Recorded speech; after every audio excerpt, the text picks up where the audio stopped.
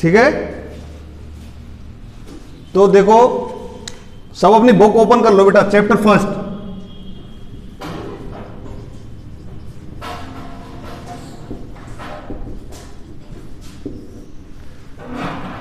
Power sharing का मतलब समझते हो? पावर शेयरिंग क्या है कि जैसे कोई भी गवर्नमेंट है ना, तो सारी अथॉरिटीज पूरी तरह से एक ही गवर्नमेंट के पास, जैसे एक ही गवर्नमेंट के पास ना हो, एक ही पर्टिकुलर एक बॉडी के पास ना हो, है ना। तो इसी वजह से क्या किया गया है कि पावर को शेयर किया गया है, ताकि कोई भी एक पर्टिकुलर व्यक्ति डोमिनेंट ना हो, है ना, और डेमोक्रेटिक जो सिस्टम है वो एज इट इज बना रहे, है ना। और आपके जो एक तरह से कह सकते हैं हम, जैसे तानाशाही रूल ना लागू हो, इसी वजह से क्या किया गया है, पावर शेयरिंग का सिस्टम अप्लाई किया गया है। इसी वजह से जो सिस्टम, जो पावर है सीक्वेंसली, है ना, ऊपर से लेकर नीचे तक पूरा एक सिस्टम ऐसा है जिसमें कि सभी व्यक्ति को, है ना, equally and according to their degree क्या किया गया है, पावर को शेयर किया गया है ना। अब देखो इसमें क्या किया है, जो फर्स्ट चैप्टर है पावर शेयरिंग का, उसमें जैसे 3 बॉडी है, जैसे लेजिस्लेचर,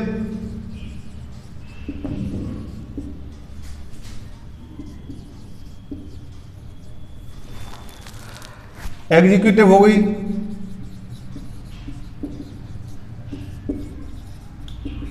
एंड जुडिशरी, ठीक है। तो इस तरह से क्या किया गया है कि पावर को डिवाइड किया गया है ना। तो एक तो हो गई जैसे न्यायपालिका हो गई, है ना, व्यवस्थापिका हो गई और विधायिका। तो अब जो 3 अलग अलग ऑर्गन्स हैं, है ना, गवर्नमेंट की जो 3 अलग अलग बॉडीज हैं, उनके अलग अलग काम। न्यायपालिका का काम क्या होगा, है ना, जुडिशरी सिस्टम जो सारे काम है ना, तो जुडिशरी का डिपार्टमेंट वो जुडिशरी के पास होगा। सारी जो पॉलिसीज वगैरह हैं वो कौन करेगा, सारी एग्जीक्यूटिव डिपार्टमेंट के द्वारा की जाएंगे ना, एग्जीक्यूटिव कार्यपालिका, है ना। और लेजिस्लेचर, सारे जो नियम वगैरह हैं, सारे लॉज जो बनाए जाएंगे, है ना, वो किसके द्वारा बनाए जाएंगे, लेजिस्लेचर, व्यवस्थापिका के द्वारा, है ना। तो अब जो पहला चैप्टर है इसमें क्या, किसके बारे में बताया गया बेटा, श्रीलंका और बेल्जियम के बारे में बताया गया है ना, कि बेल्जियम में और श्रीलंका में पहले कैसा डेमोक्रेटिक सिस्टम था और प्रेजेंट टाइम में किस तरह का डेमोक्रेटिक सिस्टम है ना। तो इसमें देखो कि जो बेसिक नीड्स है किसकी, पावर शेयरिंग की, क्यों जरूरत होती है एक डेमोक्रेसी में, पावर शेयरिंग की क्या जरूरत है, वो इस चैप्टर में हमने पढ़ेंगे, है ना। क्योंकि विदाउट पावर शेयरिंग के क्या डेमोक्रेटिक सिस्टम को सुचारू रूप से नहीं चलाया जा सकता है ना। जो प्रजातंत्र है, प्रजातंत्र में जो पावर शेयरिंग है वो एक इंपॉर्टेंट रोल होता है। अब देखो चैप्टर जो फर्स्ट है उसमें बेल्जियम एंड श्रीलंका के बारे में बताया गया है। तो फर्स्ट चैप्टर में देखो, Belgium is a small country in Europe, है ना। बेल्जियम जो है एक छोटा देश है, किसमें, यूरोप का एक छोटा देश है ना। जो बेल्जियम है वो हरियाणा के कंपेयर में, अगर उसका एरिया देखें हम, तो हरियाणा की तुलना में भी एक, हरियाणा से भी छोटा देश है ना।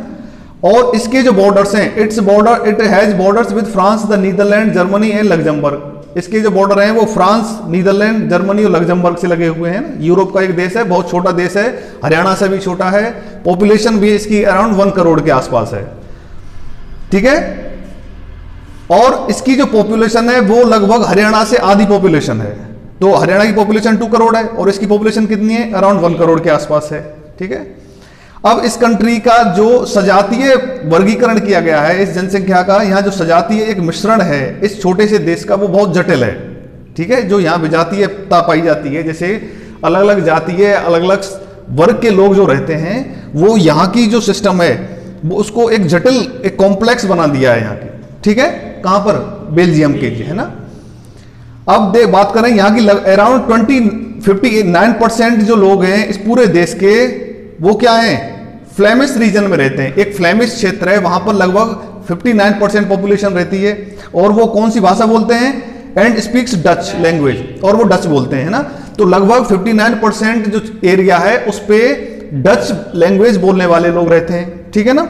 उसके बाद बात करेंगे अनदर 40% पीपल, और जो दूसरे लगभग 40% जो लोग हैं वो वेलोनिया रीजन में रहते हैं।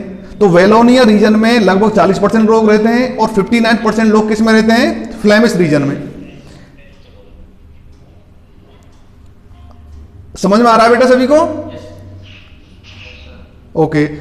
और जो लगभग 40% पीपल जो वेलोनिया रीजन में रहते हैं वो फ्रेंच लैंग्वेज बोलते हैं। तो बेसिकली बेल्जियम में एक तो डच लैंग्वेज बोलने वाले लोग हैं और एक फ्रेंच लैंग्वेज बोलने वाले लोग हैं, ठीक है।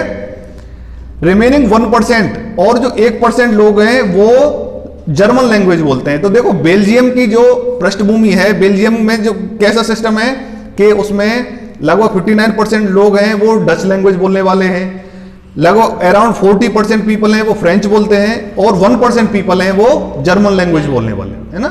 तो इस तरह से भाषा के आधार पर वहां पर क्या हो गया, एक तरह से विजातीयता हो गई वहां पर, है ना, अलग अलग हो गए।